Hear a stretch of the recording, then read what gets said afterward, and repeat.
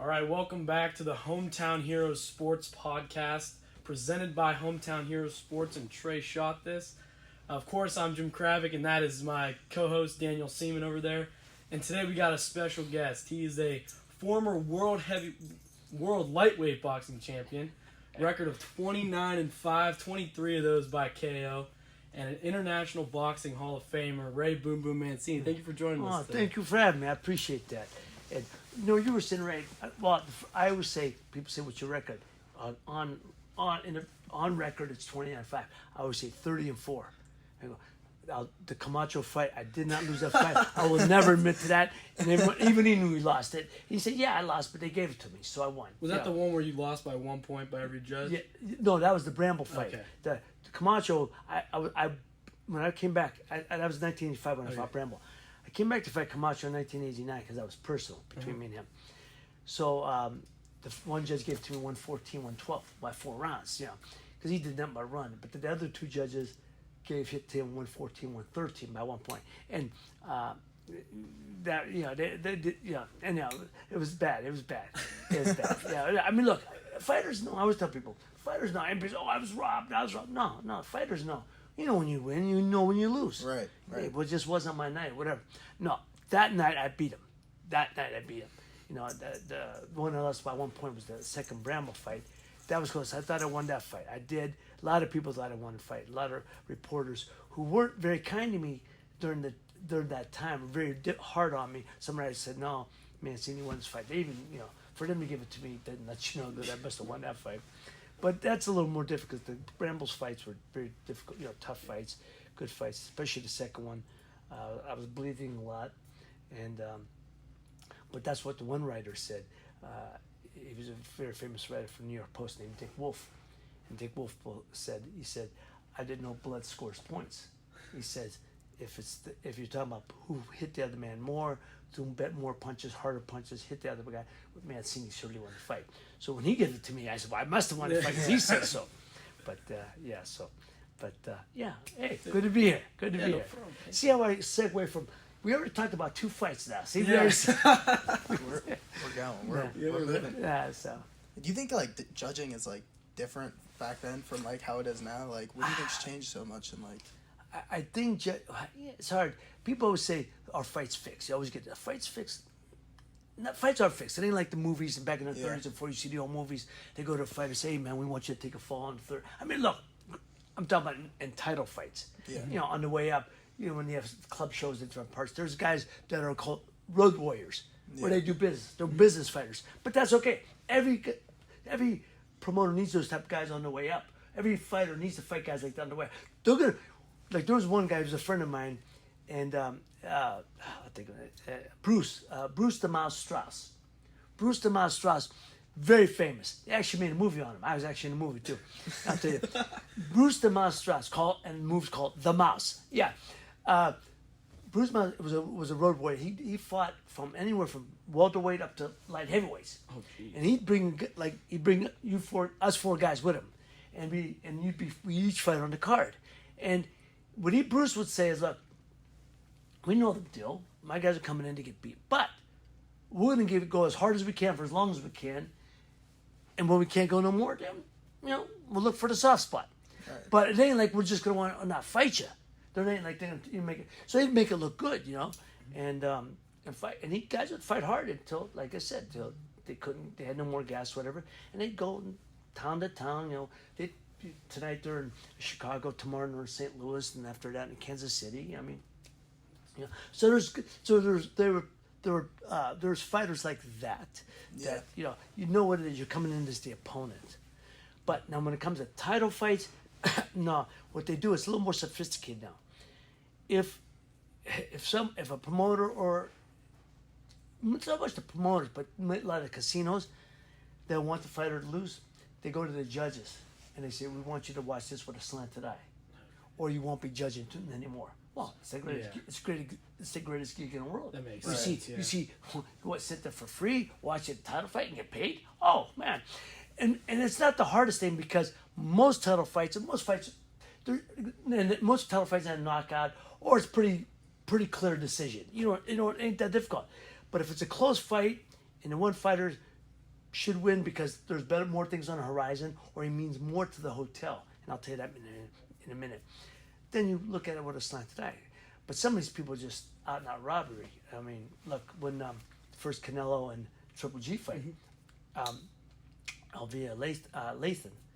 Now I know her. She's known for being business. She does business with everybody, and she's known. I'll tell you later. So why would you have her as your judge? And I blame that on Triple G's manager, who I know. And Tom's a good guy, Tom Lossman, because they thought Triple G was going to knock him out, walk through him. But you can't depend on it. You got to have judges you think are going to protect your guy. So they let, and Althea Layson was on the payroll of Golden Boy, and she had a 118, 110. I mean, it was so ridiculous, It was rounds were close, but certainly Golovkin won that fight clearly. Mm-hmm. And so that was all, the controversy of that. So that's what I'm talking about. Things like that is when you say, well, is it fixed? Fight's fixed. That fight was, that she knew going in who she was voting for, and she didn't make no bones about it. Mm-hmm. I think when I'm talking about, like, when I fought, perfect example, when I fought Hector Camacho, I fought him in Reno. And the reason that's significant is because Reno was like a second home for me. And I clearly won that fight. And he even admitted he lost the fight. He said, yeah, I lost, but they gave it to me, so I won. Yeah. He said that in the press conference. Might as well, right? You take a win. But what I mean by this, because afterwards, I got a call from one of the casino owners, casino presidents. And he had said, what are you doing? He said, I was living in LA. He says, can you fly over and have lunch this week? And at that time, you could get a flight any time of the day to fly to LA fly from LA to Vegas for $25. Do round trip for $49. So I went and saw him, and he said, look, we know you won the fight. He said, we know you won the fight, but you couldn't get the decision. I said, what are you talking about? He said, we know you won the fight, but there's so much money bet on you. Now, you have to understand, I was a 3-1 underdog. All the money was on me.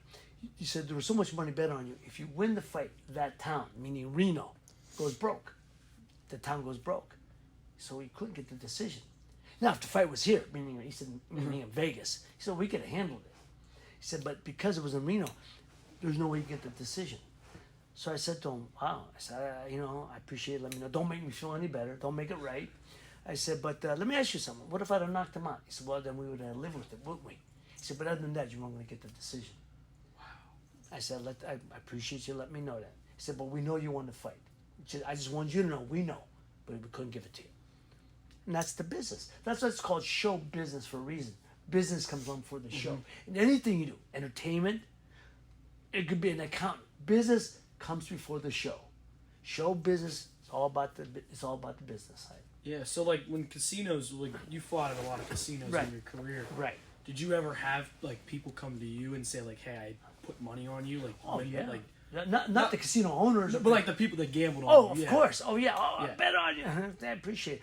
Or, I said it all the time. And a lot of times, then after the Camacho fight, I said, I lost money on you. Oh my God, how much money? I said, yeah, I lost a lot more. Trust me, I lost a lot more because if I'd have won the fight, whatever, or the Bramble fight, But that's why, I love the sport of boxing. It's a wonderful sport, but like any business, and I think we're seeing it now in other sports. The leagues are, wow, man, that sports are tainted a bit. Not by the players, not by the coaches, but the people. Referee. The easiest game to fix is a basketball game. That happened a couple of years ago. Right. Short arm, you runner. You short arm the 10-foot jumper. You bang up front of the rim the foul shot. You throw the pass to the wrong guy. Oops, you dribble in front of the incumbent. Oh, so right, but. Sports, it's the best. There's nothing better than it.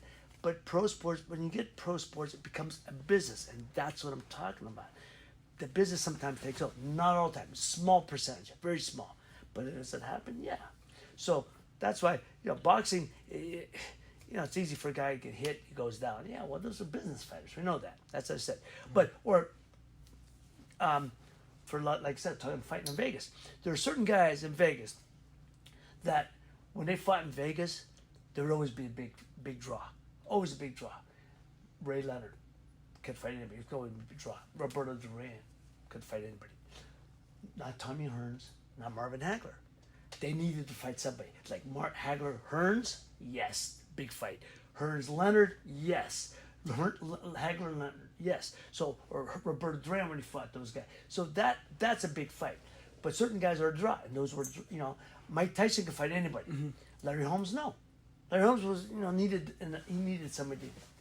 He needed an attractive opponent to make it a draw.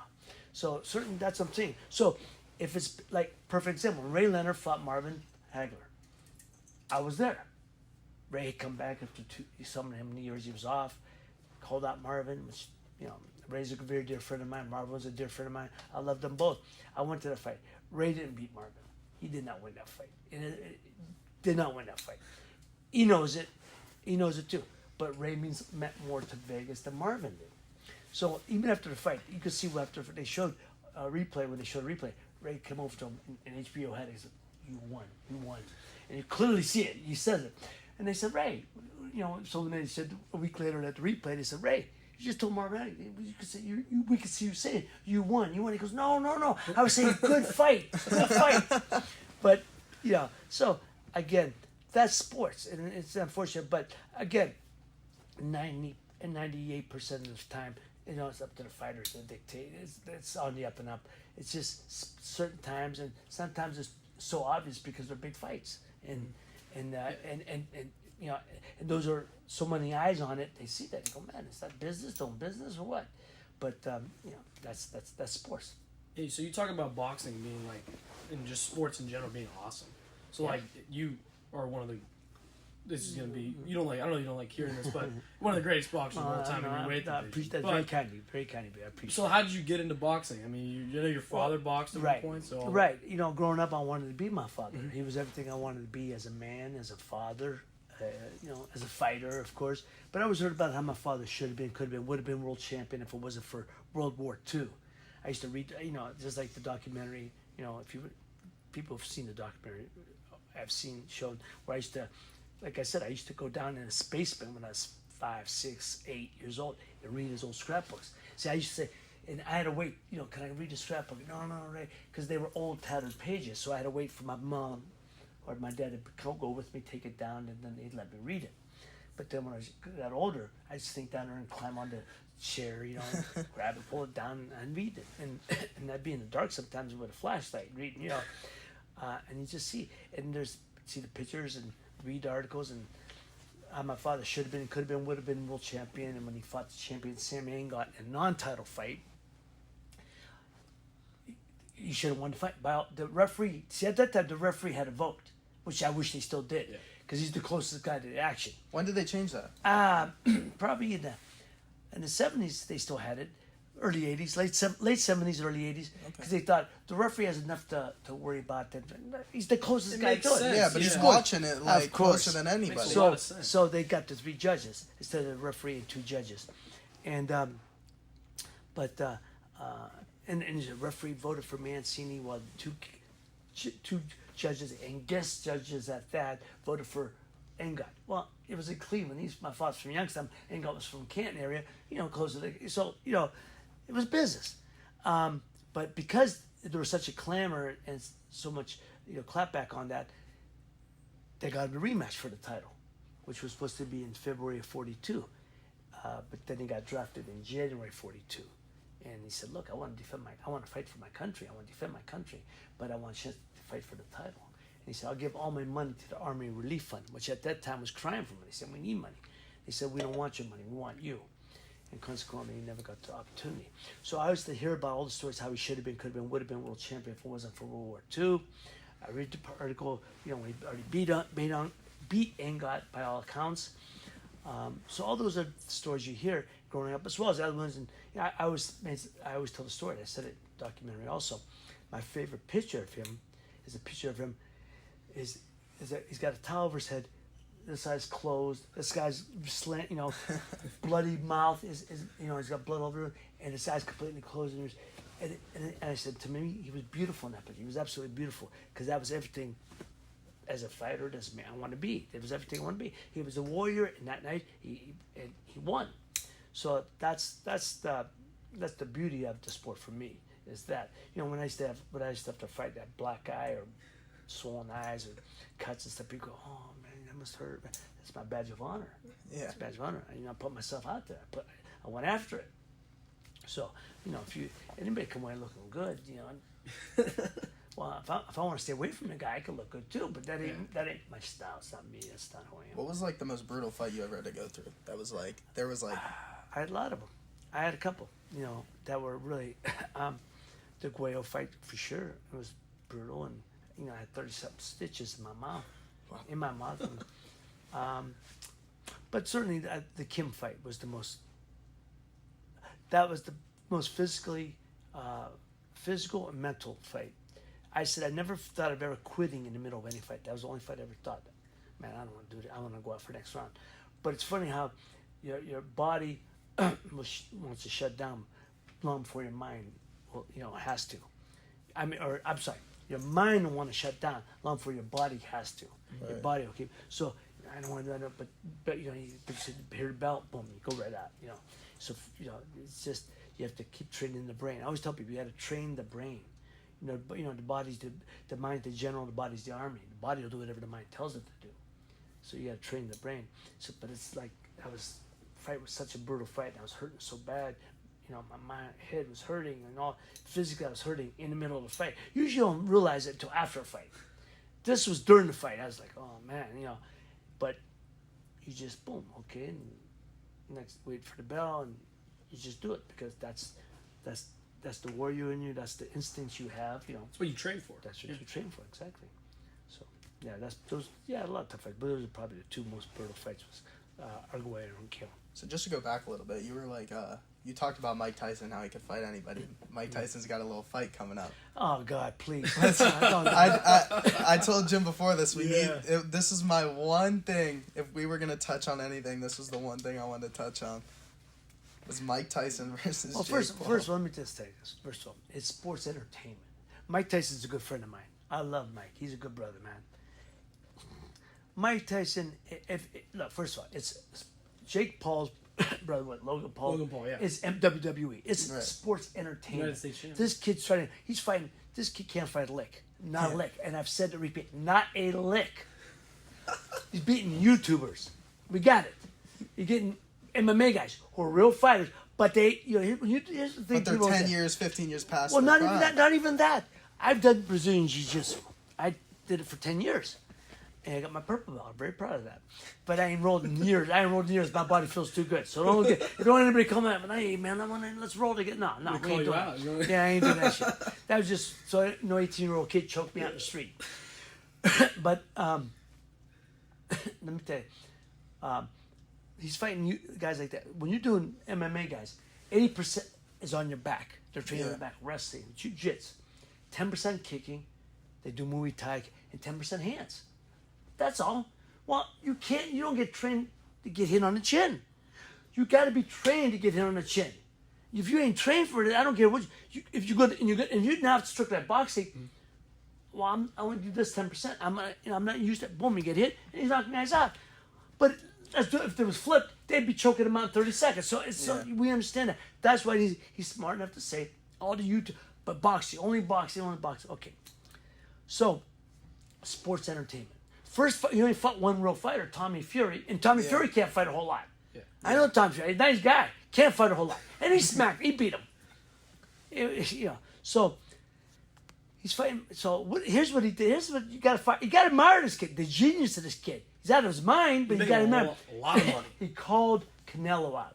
Yeah, This was wild. He'd been calling Canelo out for years, right? Finally, Canelo said, "Hey, leave me alone. You're not a real fighter. Don't bother me no more." So finally, he just basically put him in place. Yeah. So okay, he goes, so what'd you do? He calls out Mike Tyson. Well, Mike Tyson's 57 years old. Mike Tyson is in the reefer, in the pot business. He smokes more reefer than 10 guys going to Europe. My brother's high all day, every day. My brother ain't doing nothing but just relaxing, talking. What's up, Mike Tyson? Yeah, man, sure, why not? So, look, they got in touch with him. And here's the thing. I know people say, what do you think? I said, they had to make a mirth mile. Now, Mike's trained. You see him doing videos. It's crazy. If Mike ever forgot for a moment that this, wasn't sports. It's not a show. And hit him. And I mean this sincerely. He put this kid in a coma. He would hurt this kid bad because Mike. One thing a fighter loses a lot of things. He loses reflexes. He loses speed. But he never loses punching power. And Mike ain't lost a whole lot. If you can see, he would hurt this kid bad. I mean, put him comatose. But that's not the deal. And this kid knows that.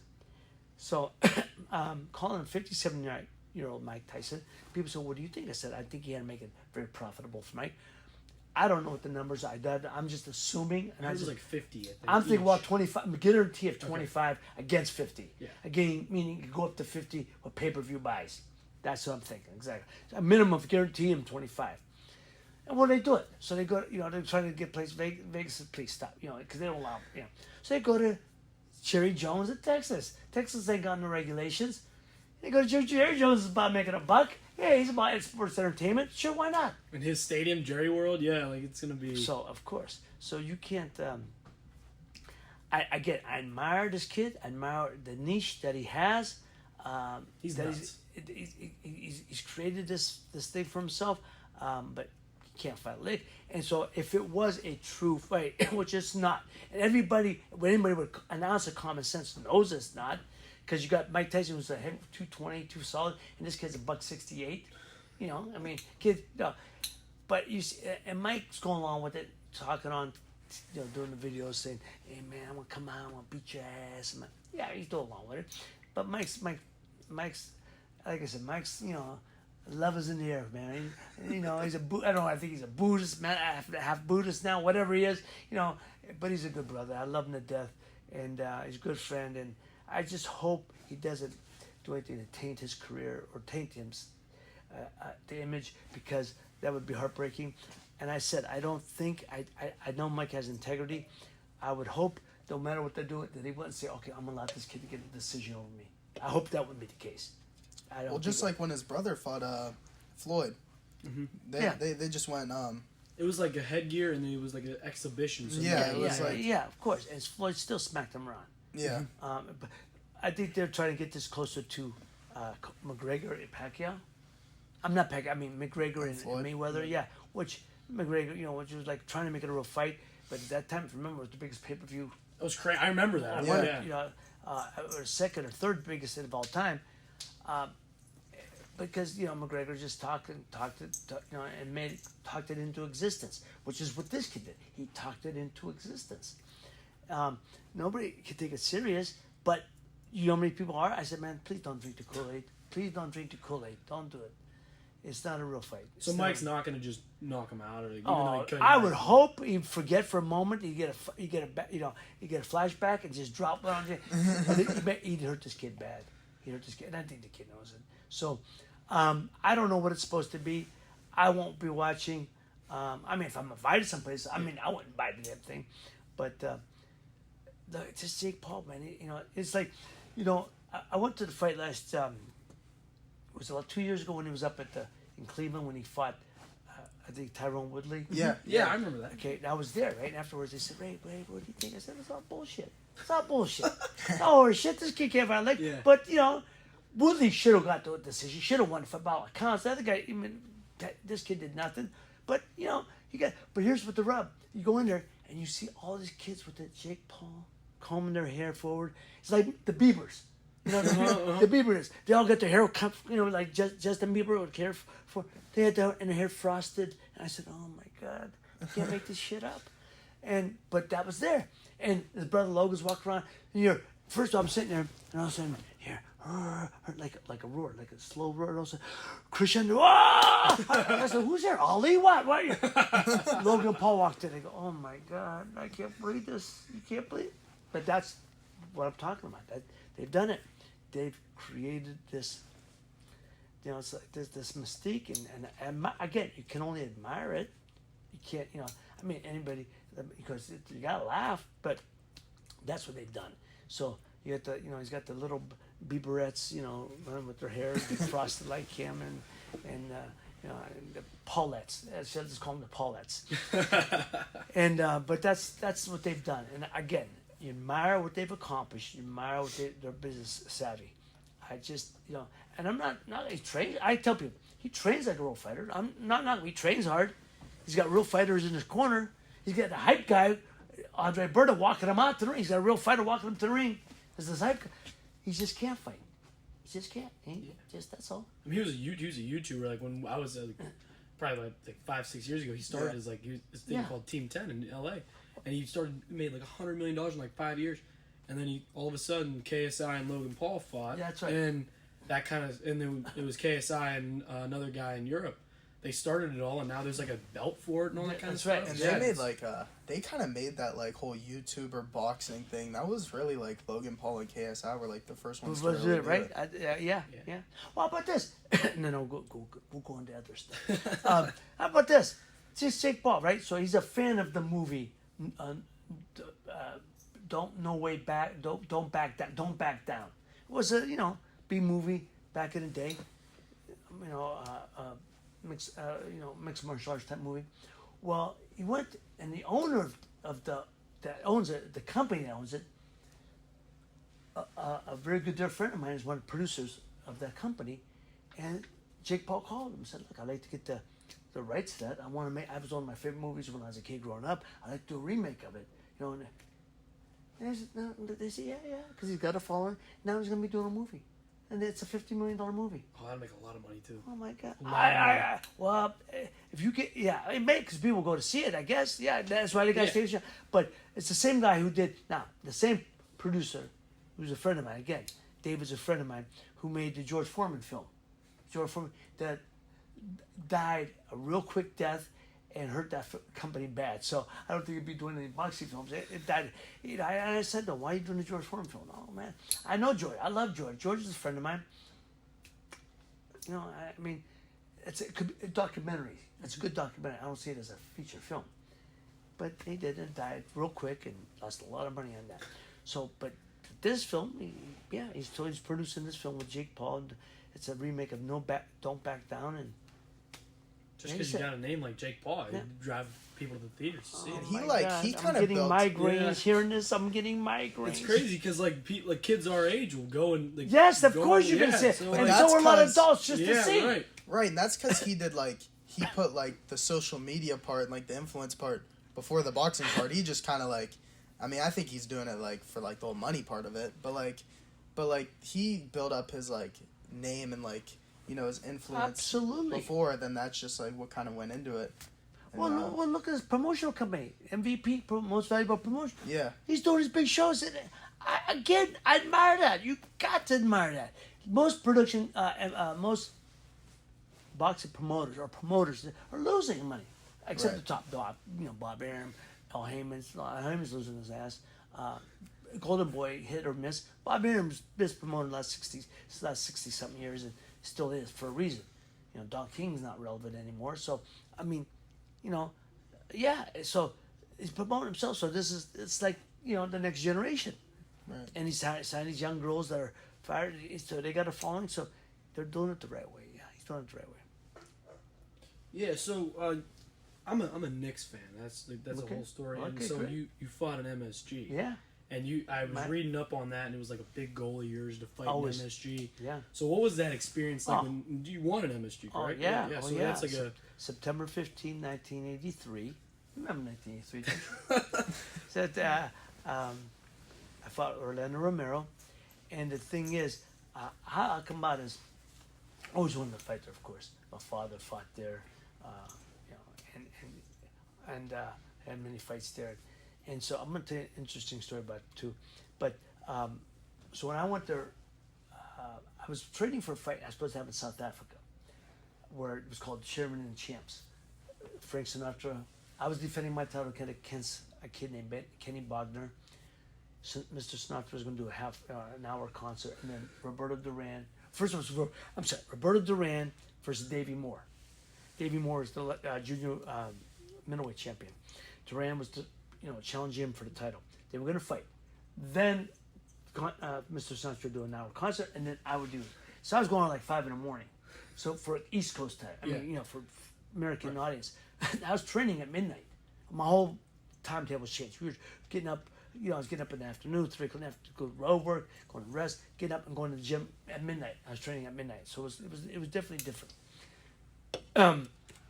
So I was there 3 weeks. when I broke my collarbone. Freak accident. My barn partner hit me with a right hand here. I went to throw my shot. I went down like I was shot. I'm in the pain. I got hit 1,000 times before, 1,000 times after. Never, nothing. Doctor said it's 1,000,000 to 1 shot. You're the one. So that fight got canceled. So they tried to resurrect it, but they said, Mr. Sinatra said, if the kid ain't doing it, I ain't doing it. Which I really appreciate. That's pretty sweet. Yeah, I was cool. very honored by it. So, so that was going to be in May. I was treated in April, so I broke my collarbone. So now, the Davey Moore Roberto Duran fight got to be rescheduled. So they're rescheduled for June 16th of '83 at the Garden. So I go. So now I go to the fight to be there, and Roberto Duran knocks out Davey Moore in the 9th round. And I felt bad. Davey was a friend of mine, and Roberto was my hero, one of my boxing heroes growing up, But Davey was a friend. I felt bad. Like I had something to do. I had nothing to do with it. I just the word was if it would happen to me, Duran wouldn't have been in the best of shape. But that extra month gave him a chance to get in great shape. So that's why I felt guilty. Crazy shit. But when I was there, I just saw, and you walk in, and the aura of that building. I said, man, I got to fight here. So I told Bob, my next fight got to be here. My fight got to be here. And so that's when I arranged it for September 15th. I defended against Orlando Romero, who was the #1 contender. He was a South American champion. So with the South American champion, all the Latinos would come, So that's how that came about. So yeah, man. Now here's the story though. But I was gonna tell you, the ring that I fought in, they hadn't changed the ring in over 60-something years. It's the same ring that Jack Dempsey fought in, same ring that Joe Louis fought in, same ring Rocky Marciano, same ring that my father fought. That's awesome. Yeah, that's crazy. That was true. When I found that out, man, it was like the ghosts of the greats were there. I was like, oh man, it was an experience I'll never have again. It's just one of them once in a lifetime experiences. Being fight at the Garden and then winning at the Garden, with that, how I won. So yeah. It's nothing like it. No. The Garden's the greatest. It's the boxing capital of the world. They say Las Vegas, greatest boxing building still available. They call it the Mecca. Yeah, the Mecca. That's exactly Mecca of boxing. But for basketball too, for anybody to have it perform at Madison Square Garden, whether was Billy Joel doing a concert or Rolling Stones or whoever's performs at Madison Square Garden, and if you're a baller there. It's the greatest place it's the greatest. I was just there a couple weeks ago. Really? I was at a game and just sitting I sat far up, but you're sitting there and you're walking through and you're just you see the iconic Madison Square Garden across the scoreboard. Yeah, the building's got history. And you see the iconic roof and all that kind of stuff. It's awesome. Absolutely. Yeah. But that's the third garden. Yeah. They rebuilt it a few times. Yeah. Well, and they changed it, but that's been there since the early '70s. Mm-hmm. So yeah. Yeah, and they just redid it recently. They updated it because it was getting bad. It was getting old, and then they just added some upgrades to it too. Yeah. I didn't know you were there. It's good. Yeah, it was just crazy. It was awesome. I had no clue. Wasn't it? Yeah. So when you found out that you were gonna have your first major title fight, was that in Vegas? Your first major title, your world title fight? Yeah. The first title fight I had was against Aguayo in Atlantic City. Oh, okay. And when I got beat there, when he beat me, for that shot, that was my first title fight. But then, that was October 3rd of '81. Go back a little bit. That was the year. It's crazy. '81 was a very special year for me in many ways. But my brother passed away in February. I told my manager after I said, "Give me a fight right away. I got to fight. I got to get through this." And so my first fight was at the downstairs at the Felt Forum underneath the Garden. So if you do well there, then you go to the big place, right? so it's like the trial run. Mm-hmm. So I fought there. Fought a guy named March 12th, and I fought Storm Norman Goins. Norman Goins was a guy from Indianapolis, good puncher, big puncher.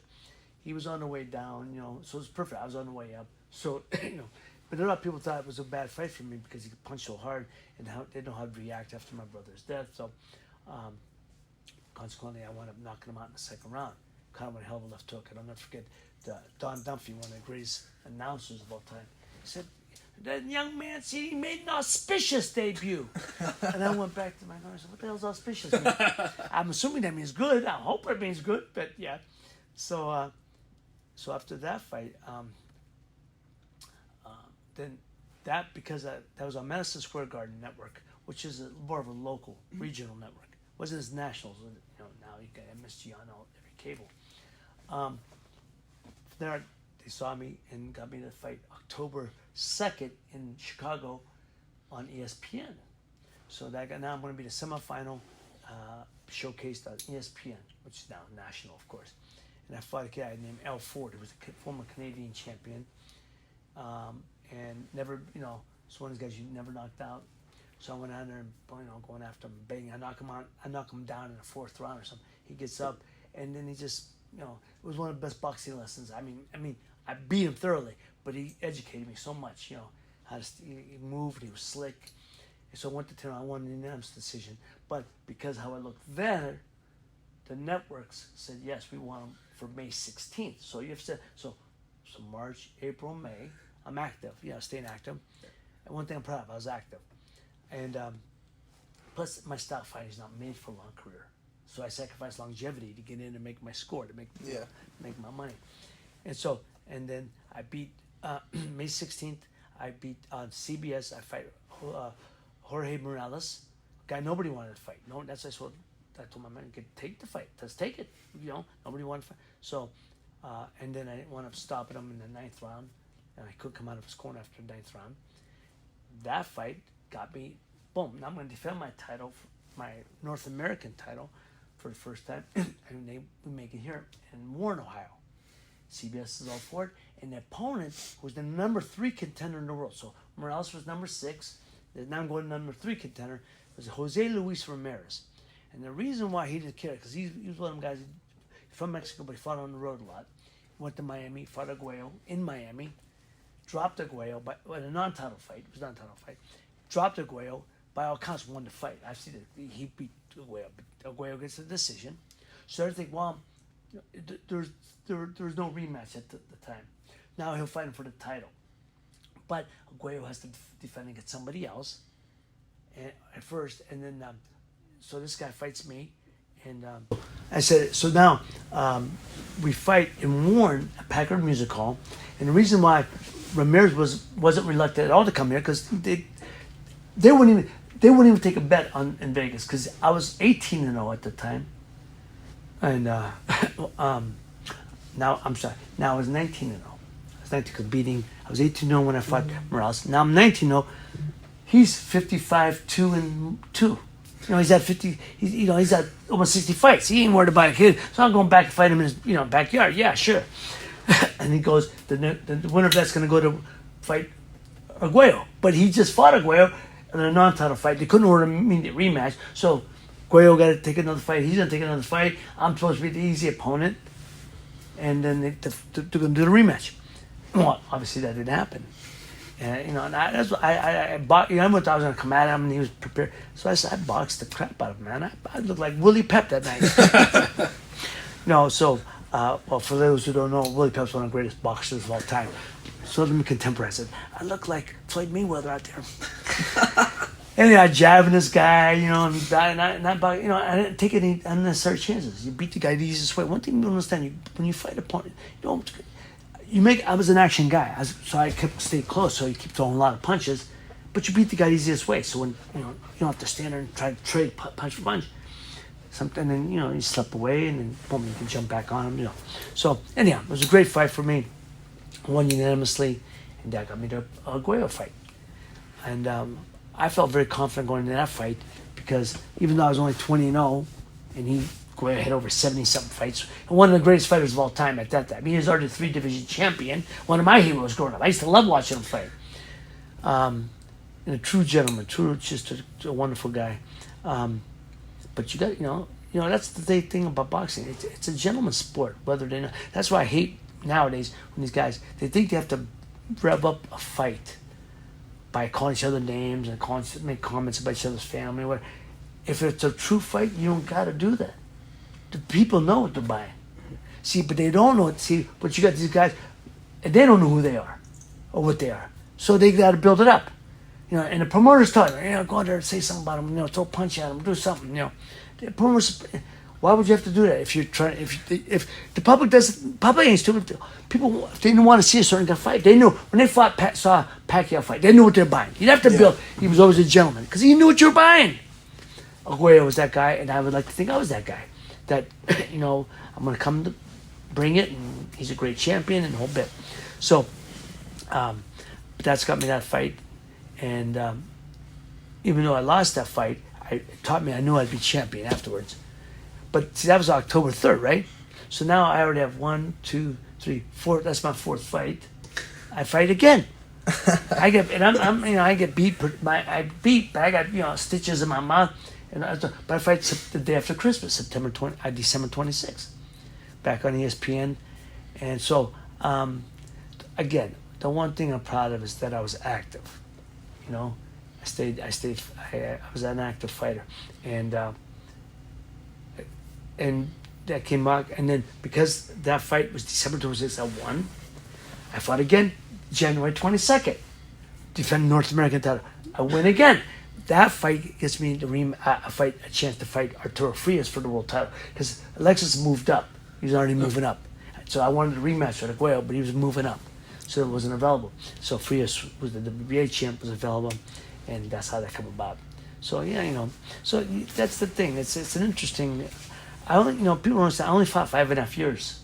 5.5, but really, I didn't 5.5 years. Know that. I turned pro October of '79. That was a busy 5 years. That's the point. Yeah. That's what I'm very proud of.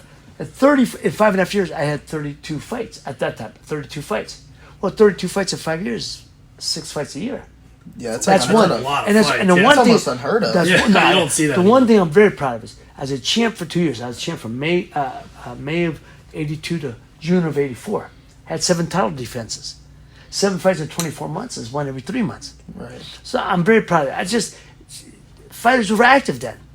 Fighters were active. That's, people want to, that's why the networks, I kept all my fights on the networks. And then then I fought on HBO and stuff, and because people want to see it, and that's what it is. That's why nowadays, there's no legacy with these guys. Good fighters, but there's no legacy. They fight once every couple of years. I couldn't tell you people who's the champion. I can't tell you, and I'm a fight guy. I'm a fighting. I'm a fan of fighting. I'm a lover of fighters. I can't tell you who the champs are because it's alphabet soup, and half these guys ain't fighting anymore. There's a fight supposed to be at the end of this month on the 30th. Kid on the way up. They'd have to PBC just made a deal with Amazon Prime, right? And so the young kid Tim Zhu. Good fighter. His father was a Hall of Famer, Costa Zhu. Good fighter. Fighting Keith Thurman, former champion. Keith Thurman ain't fought in 2 years. If you ain't fought 2 years, how could you be going to a pay-per-view? Your first fight back. I mean, this is absurdity. This is what boxing has become. It has become a sideshow. It's become a carnival. But now, Keith Thurman just hurt his hand, so now he had to pull out, and they got the guy who's going to be a semifinal, named Sebastian Fondora. Fondora is 6'7", fighting at 154 pounds. He's 6'7", 154. He's this big. Wow. And the kid can fight, though. 6'7", and comes forward. You don't box. He comes forward and makes it a war. I'm going to tell you, it would be a better fight with him and Zoo. But what I'm getting to is, this is what I'm talking about. There's a pay-per-view fight nobody knows about. Where's all the publicity? And it's next week. So do you think the way to get boxing is because for us, when I watch sports, I always think I think of UFCs every week now. Oh, of course. And there's not as much boxing. There's boxing on ESPN every once in a while. Yeah. But do you think the way to get boxing back to the top of the food chain in this, for a reference, is to have their stars fighting like you did a couple times a year? You got to have the guys fighting. Like I said, there's no legacy. People want to see certain fighters. You want to see them on a regular basis. Pacquiao fought regularly. You love to see that. The guys that people don't, in the 90s was a hell of a time. Mike fought a lot when Tyson was champion. Yeah. Guys like Marco Antonio Barrera and Eric Morales, those guys fought a lot because people want to see the fighters. So, and they're obligated to fight. Nowadays, it's well. First of all, You get like your one big fight a year. exactly, and Like the Gervonta Davis and Ryan Garcia. Like, that was just like... But Ryan Garcia did nothing to earn it. He's done absolutely nothing. He's a YouTube kid. Talk about YouTuber. This kid has done... And what did he do? He quit. He quit. This is the absurdity. Again, talking about your generation, social media. He quit against Tank Davis. Since then, I go, no, I'm gonna get my ass whipped some more. So why would I do it? Which I admire the kid. He knew he was gonna take an ass whipping. Right. Tank Davis is a headache for anybody. I love Tank Davis. Yeah, so he's a good fighter. now he comes out, he beats some kid nobody knows. He beats a guy, and now he's fighting Devin Haney for a title fight again. And he's talking like, see, this is the thing. See, there people that have a disconnect with reality. So Ryan Garcia I mean it sincerely. I'm sure he's a lovely kid. I don't know the kid. I don't mean to talk bad about the kid. I'm sure he's a good kid. But there's a disconnect with the reality of who he is and what he is as far as sports world. But they give it to him because he has a following and it'll attract sales. Good looking kid, handsome kid. Get a lot of young girls following him. But what has he done to earn it? He's done absolutely zero. He quit 2 fights ago. 2 fights ago he quit. And now he's fighting Devin Haney for a title. Devin Haney's going to spank him. Devin Haney's going to give him a boxing lesson that this kid ain't ready. Devin Haney can fight. Now, read today, they fought 6 times in amateurs and they split 3-3. There's a guy who beat me twice in amateurs, Anthony Fletcher. I'd have beat his ass in the pros, but he beat me twice in amateurs. Quick pop, but and if it was a pro, I'd have walked through him. So, you know what I mean? Yeah. So that makes sense. Well, I like to think so. Anthony Fletcher's a hell of a fighter, but I'd have beat him as a pro. Anyway, that's all I'm trying to say. So, but what has he done? And Ryan Garcia has done zero to earn this, and he got to get because of social media following. Look, I'm doing a movie coming up, and the reason I'm a segue, I'm so pleased, in a couple of weeks with a director who's from Youngstown. He's a good young director all the way up, and it's an ensemble piece, and I'm not doing it for very low budget film, but good script, everything, and he's getting good actors because actors want to act. When he's talking to me, so he's got one Ray. He says, "I got Lala Anthony." Is what I said, "Who the hell is Lala Anthony?" Right. Now she's Carmelo's wife, right? Or Carmelo Anthony's wife, right? Okay, but she's a big internet star. Who the hell is she? I mean, I'm saying I don't know who she is. Who is she? Right. What does she do? Oh man, so I get it. He got. I said, how much you paying her? And he told me, oh my God, you lost your mind. She never acted. Well, she might have been acting, I've never seen her anything. But my point is, he paid it because she has a large internet following. And so, and there's somebody else he hired in film because of the internet following. So I get it. You want to attract eyes. People are going to come follow their people they follow. So they're going to come to the movie. And I get it. It's back to like business. Business. But the show business, I always say, show business comes along for the show. You'll hear me say it 1,000 times because that's fact. But the business has changed constantly, and who knows what it's going to be by in a couple years when you guys are out there doing your thing. Business has changed, man. So the Ryan Garcia and Devin Haney fight. Devin Haney will spank this kid. He should spank him because Devin Haney can fight. This kid's a high boxing IQ. Ryan Garcia is basic, man. And people say, "What do you mean? He's basic." Hitting the pads. Bah, bah, bah. I still look like world champion hitting the pads on internet. Take a video of me. I mean, guys, come on. It's all ring. It's all bully caca. It's all bull. I don't know what I can say. It's all bull caca. So what I'm saying is, but I tell I'll tell my son, I say, I'll look at a fighter and say, why is this kid ain't going nowhere? And they'll say. And this is what I'm talking about. Ryan Garcia. Ryan Garcia's got fast hands. He ain't gonna beat none of the top guys. And I'll tell you what. You ever watch him? He don't move his head. He's in a direct line. How about So when you shadow box, you should be doing it. People say you got hit a lot. I go, yeah. I like to think I made a miss once in a while. I like it. My style was aggressive, but Bob, you catch punches here, you catch punches. I eat punches, but a lot of times smothering the punches. So that's what I don't say. If a guy don't move his head, a blind man can hit him. Blind man throw a punch can hit you, because it's a direct. You're not doing it to get out of line of fire. So I always tell people, it's like an assassin, right? You ever see guys assassin? I got a gun on you. In his hand, you got a bullet. So that's how when you move your head, it's like that. Right. This guy's throwing a punch, but you move your head, you make a miss. That's kind of what's that. If you're straight in line of fire, sure you nailed. Yeah. I told you I did that. But anyhow. So I think the one thing. So I was on my phone today in school, and I was like just scrolling through Instagram, and I was on SportsCenter, and I saw. Somebody told me that. My son sent it to me. Crazy, yeah, so I saw the sports nicknames that like most people don't know, and it was I'm a little hurt by that. You came up. I like to think I was known. I like to think my nickname's known. I was a little hurt by. My son's like, oh man, that hurts. Because a lot of people would have said, I'm looking like, wait a minute, they had Charles Barkley. But then my son said, no, Pop. He said, a lot of people don't know that the nickname's associated with that guy. Right. I said, I'm still hurt. Most people don't even know my first name. They only know me as Boom Boom. And that's a fact. I told you, when I was fighting, I used to get mail from Europe, Asia. I got that. It said, Boom Boom, USA. And it got to me. Not to us. Boom Boom, USA. Now, the bread chef, the bread maker, the bread truck. Well, that's Charles Barkley. I didn't know he was called the bread. I know. Brown. That's all I knew. Yeah. They call him the bread maker, the bread truck. Whatever.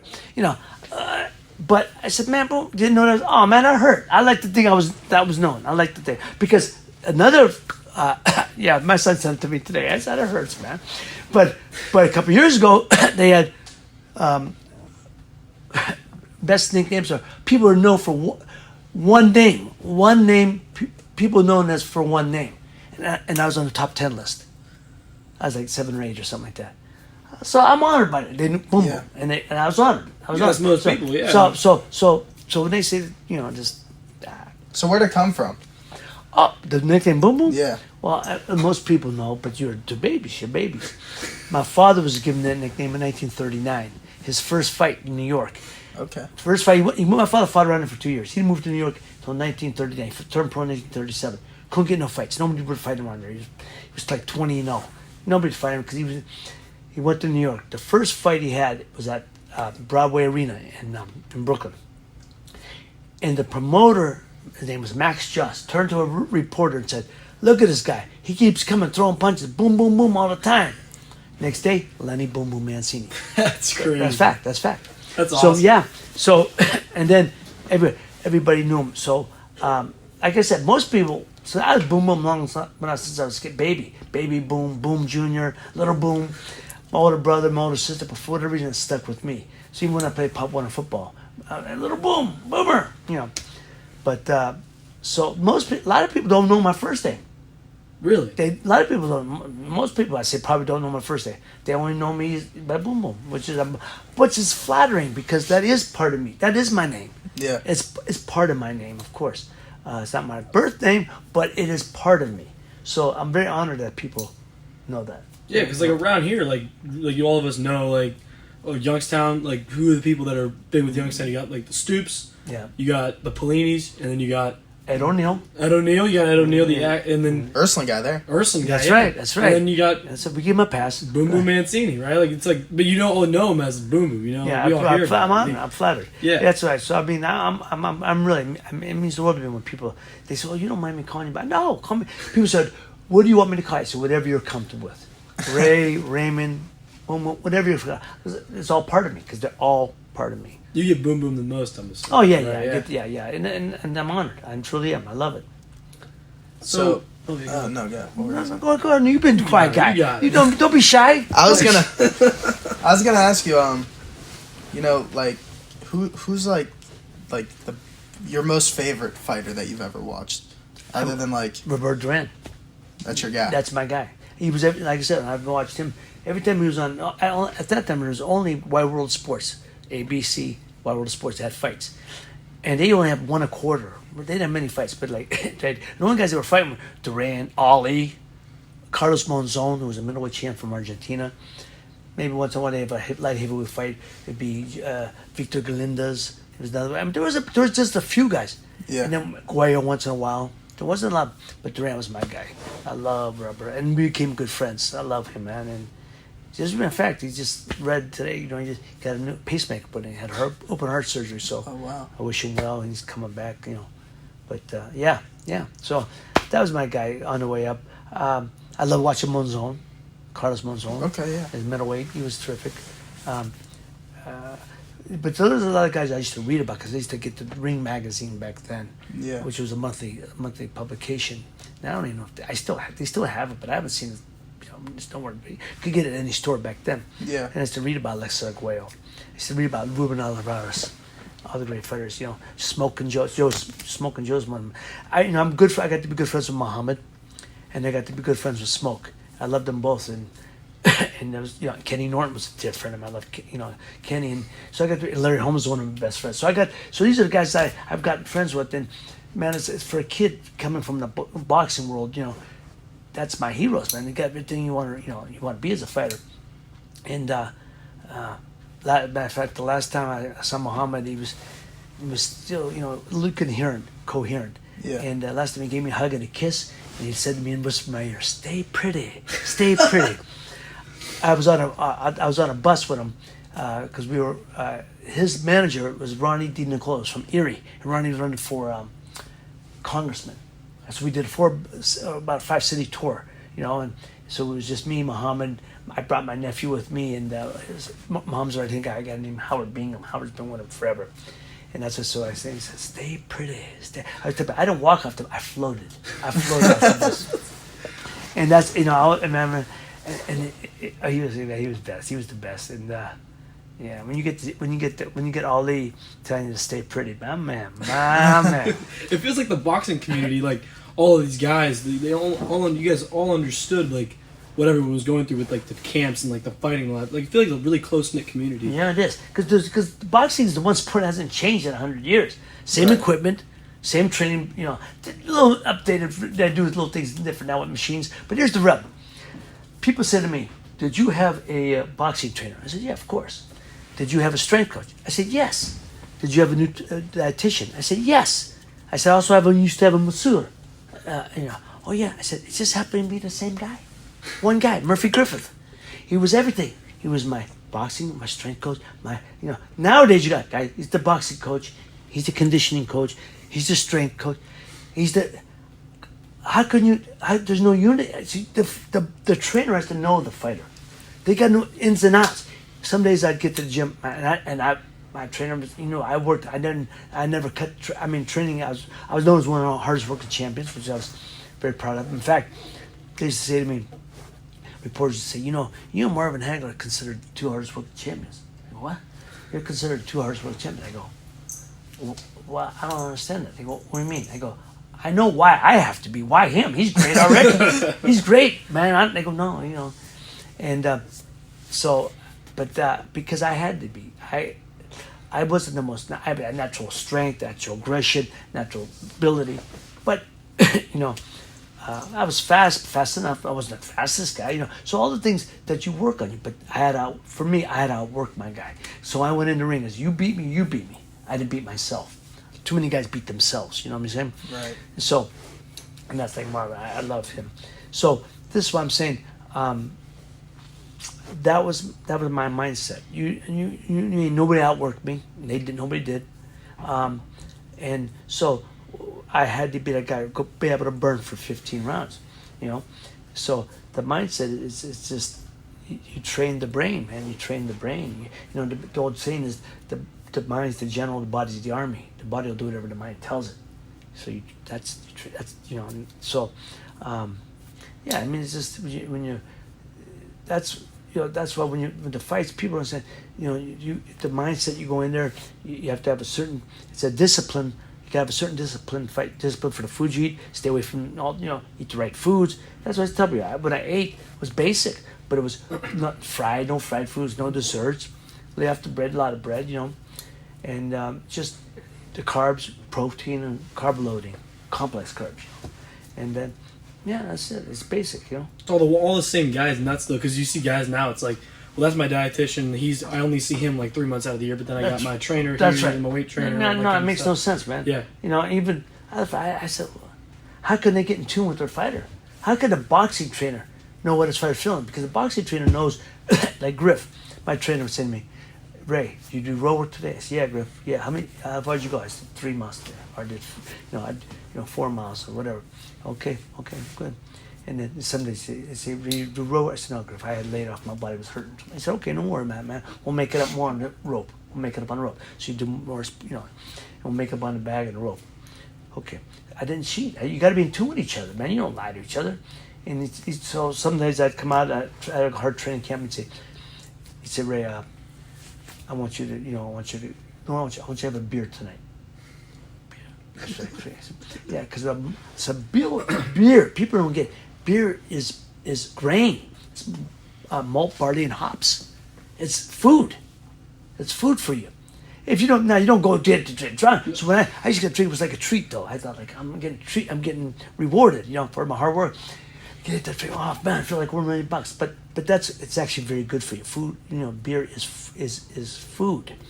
Like wine. I'm a wine guy. Everyone knows that. I drink my wine, but I don't drink it to get drunk. I drink it with my food. It enhances the food. Food. My kids been drinking it since they were kids. People had babies. I used to get, a little bit of wine and then a lot of water. People go, you serve your kids? I go, yeah, man. They've been drinking coffee since they were kids. Coffee activates the brain. So I don't know if you guys drink coffee before you go to school. Like coffee, yeah. But do you drink it before you go to school? Mm-hmm. It's an activator. It's the brain activator. That's a fact. So I used to give my kids it because it activates the brain. It already gets you stimulated. Now, you don't have 5 cups. You don't have 2. They used to have 1 in the morning, but a little coffee and a lot of milk. Because a little caffeine stimulates the brain. And that's why every morning, that's why people have it. The fact is when you have, after 10 or 15, 2 cups a day. Doctors say 2 to 4, but 3 cups is plenty. I have 2 a day. But the point I'm trying to say, it's health. I drink black coffee. I drink a black. I used to drink cream cheese, but now I'm drinking black because it kills the bacteria in your body, kills any cancerous cell, which is fact.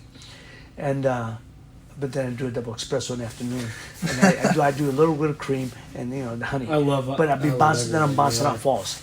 Double espresso, man, ain't nothing better. I love the taste of coffee. I love it. So that's your little treat for the day. Oh, it is my treat for the day. Exactly. I said I gave up wine, but I can't give up my coffee. It was one or the other. But my point I'm trying to say is, so when you're training, these are the things you're in tune with each other. So, people say, "What did you eat before a fight?" That's what we had weigh-ins the morning of. 8 in the morning. Oh, okay, so now it's like a couple days. Well, they only do that, and they started that in the 90s. For 100, and it doesn't. They were saying it's for medical reasons. Medical helps a guy. No, it does. It's all bull crap. Because they could be 10 pounds over by the time. 10. Dude, there's fighters that would go in 1 weight class. They'd be, say, middleweight.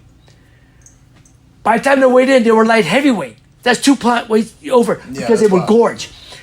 You should be gaining no more than 2 to 4 pounds. Yeah, you're damn near eating around the clock at that point. Exactly. And eating stuff for themselves and gorging, and your body reacts. So we'd weigh in 8 in the morning. Now if I fought in the afternoon, like on the East Coast, that would be 5 o'clock. So if I fought on the East Coast, But when I won the title, I fought at 2 in the afternoon because for 5 o'clock East Coast time, right? So I weighed in at 8, went, boom, had a quick breakfast right immediately. And when I ate for breakfast, like poached eggs, little toast, or oatmeal with sliced bananas, a little bit of juice, a little bit of tea, boom.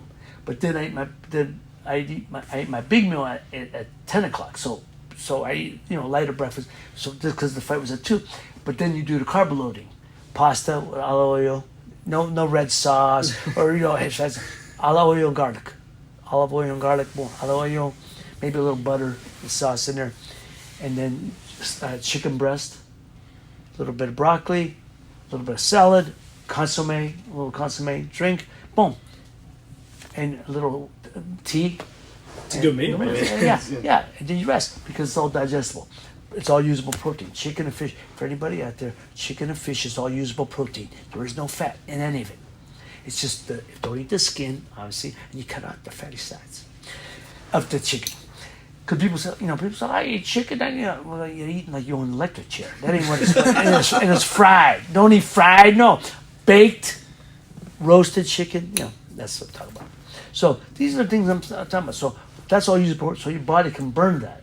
So you got to have usable protein. You got to be able to fuel for the body when you go on your swing game. Athletes, football players, basketball players, you're a baller up and down. You ain't gonna be running having hot dogs and that ain't what you're doing, man. If you are, but you see a lot of Mexican fighters eating stuff like, I go, man, I'm looking at them, I'm gonna bang that body today, man.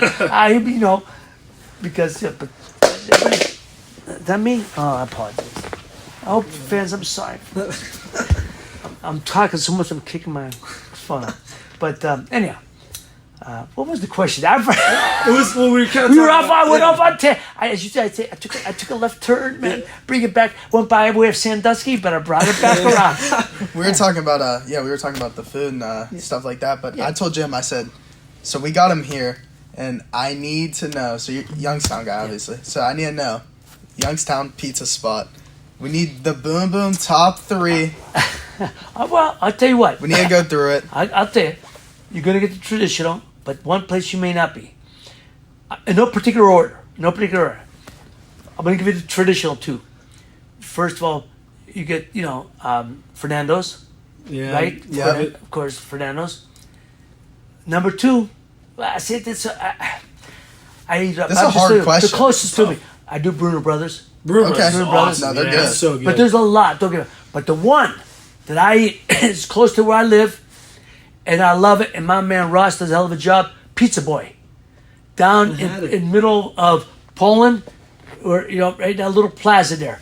Pizza Boy, Ross. There was a restaurant. Ross, you do a hell of a job, because Ross, it's a time that he makes it with the bread. Oh, the other joint too, Yosteria. Yosteria. And my man, you do a hell of a job there too, because it's the wood oven. But Ross, there's a kitchen post. I don't know if you guys are young enough. Downtown Struthers, about 7-8 years ago, kitchen post. Great. Guy went, young man Ross got a spot. Went to culinary school, cooked dishes. Oh, it was off the hook, man. Place didn't last long. Then he went downtown. He had the kitchen post downtown. Again, it didn't last long. For whatever reason. Not because the place was packed all the time, but I don't know if because of the cost or whatever. Then COVID hit, but then coming out of COVID, I remember he started Pizza Boy. I read, Pizza Boy, and then I found out it was Ross. So I went there, and there's the wood oven, and he makes the Italian style, thick crust, the thick, flowy, billowy crust, but the thin thin pizza like you're supposed to. But he puts stuff on it. People, oh my God! But that's actual in Italy. They do stuff like. You do a pizza and you put figs. Now, no pineapple, no. We don't do that stuff. Figs. You do fig. Fig. You could do a white ricotta sauce, figs, and then you put hot honey on it. Okay. Oh, man. Off the hook. I'm going to have to try it. Oh, you have to. But he makes traditional. That's traditional. But Ross, man, I love your stuff. But so Pizza Boy in the middle of Poland. Trust me, man. Now, again, there's no particular order. They're all delicious. Just Ross, he's outside the box. So I think people like that, But if you like the traditional, he has traditional. But then Fernando, Wedgwood Pizza up here.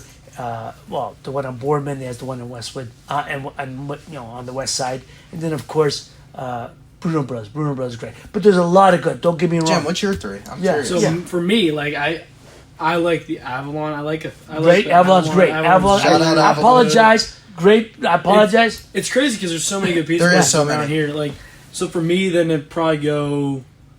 Probably Bruno Brothers is really good. And then at one time I had this. I think it's like downtown. It's called Republic. Republic. Yeah. Up by the university. They have really good slice too. The guy like Josh who has that. Also And he has a Prima Cucina. Yeah, Prima. Yeah. Prima Cucina. Shout out to Ethan Bishop for that one. He put me on that. Yeah. Prima Cucina, which is another great restaurant, but they're moving. Yeah, they're right downtown there, right next to the Avalon. Right, but they killed it because they're moving it. They're going to the west side. Oh, are they? They're moving eventually. Yeah, they're going. I'm not sure when that. But they're moving to the old upstairs. Okay. So, no, I'm not sure when that'll happen. My understanding. Yeah, in Austintown, right there. Right, they're moving there because all the stuff down there killed their business because all the all the I didn't know he was moving traffic. into that. I mean called the street thing. But now now they finished it. It makes no sense. Yeah. And it makes how about you? What's your 3? So, like you said, the Avalon. I'm a big Avalon guy. And then Wedgwood, too. I don't know. I have 4, so it's weird. It's because okay. I love Elmton. Elmton's great. Elmton's great. But at the same time, I love Bellaria, too. Bellaria's been around forever. So that's what I'm saying. So it's like, those two are like tied. But, dude. I love I love all the styles of pizza. You know, like the New York style, the Sicilian style. Right, exactly. I love all of them. How about you, my man? I'm a Briar Hill guy. Briar Hill, good. Briar Hill's good. What are you? All right, I'm a North Sider. Okay. So I gotta go with Uptown number 1. Okay, yeah. Uptown's number 1. Number 2, I'm gonna go Fernando's. And then number 3, I'm gonna go Bellaria. Like Bellaria, sure. Well, you talk about Uptown. You know, Uptown started on South Avenue, right at the top of my street. Yep. Back in in the late 70s, I was late 70s, early 70s, mid 70s, sometime a long time ago. Yeah, but there were so many going. You're right. You know, they have the pizza contest in Youngstown. Yeah. Right? Taste of the town, taste of the Youngstown. That was a judge last couple of years. And you get how much pizza can you eat? You got to try every one. So you learn to take small slices. It's like, Jesus, man, how much? And after a couple of pizzas, they all start tasting. I'm not saying it tastes the same, but if you have the same type of pizza, but so I really there's so many. All the places you said are great. Avalon's great. Bellaria, of course. There's so many around us. There is. Right? Yeah, we're really lucky. Yeah, we are. You're right. Youngstown is I remember when what's his name came here. Dave Portnoy came here. The Barstool guy. Oh yeah. Pizza reviews and he came here and he was went to Bellaria. Bellaria, that's right. He went to Bellaria. He went to Osteria with Bo Pelini. Yeah, that's the one. That's the one I was thinking of. Did you Osteria? He went with Bo Pelini and they did it together. Yeah. And then he did the Avalon too. So he did 3 here, but because I think I've read one to the Avalon. I think that's where I read it. Yeah. So so after boxing, so you at the end of your career, I was reading up on your fighting career because I didn't really know much about it, and so at the end of your career, you lost 4 straight fights. Yeah, I don't know. No, I get that, and I said, man, that looks bad. I said, but I lost 3 matches to Bramble, the first time to Bramble. Then I lost 3 matches where I thought I could have got. It was a very close fight. Don't get me wrong, but I thought I beat him. I thought I had that. I thought I did. But I was bleeding a lot, so it affects the judges. So okay, I came back to fight Camacho because that was personal. I'm now retired. I moved to California. I said I ain't fighting no more. I had no love for it. The reason I retired at 24 because I had no love for it. I was 24 years old. I had made my money, had my financial security, and I just had no love for it no more. It became a business. After the Kim fight, it became a business. I had such love for the sport, love for this, until after the fight, there's no love for it after that. So I got my business manager would tell me when I make enough money, let me know. Boom. So after a second Bramble, I retired, and I hadn't thought if I ever come back. I was doing